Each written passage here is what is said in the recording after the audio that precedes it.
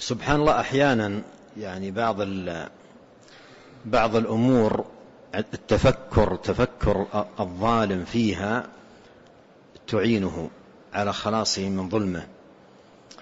الآن لما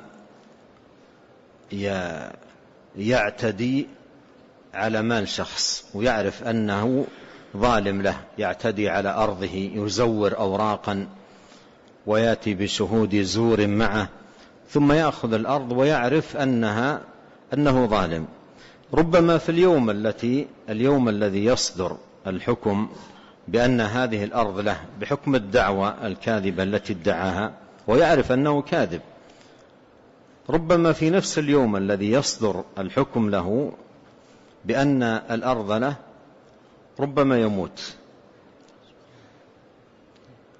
ربما في نفس اليوم لا يتمتع بها ولا ساعة واحدة.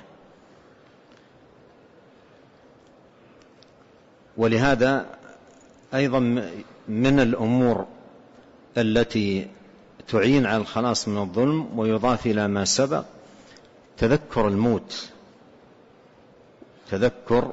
تذكروا هادم اللذات، ولا يدري متى الإنسان يفاجئه الموت ويلقى الله سبحانه وتعالى،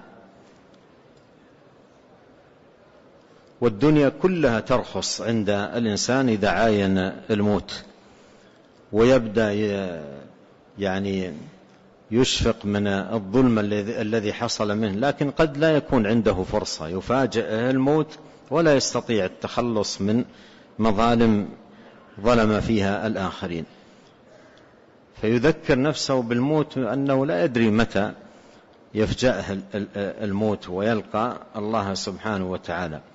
ومن الخير للإنسان أن يحاسب نفسه قبل أن يحاسبه الله، وأن يزن أعماله قبل أن توزن يوم القيامة.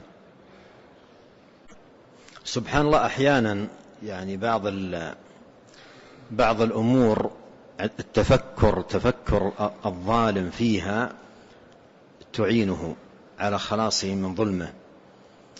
الآن لما يعتدي على مال شخص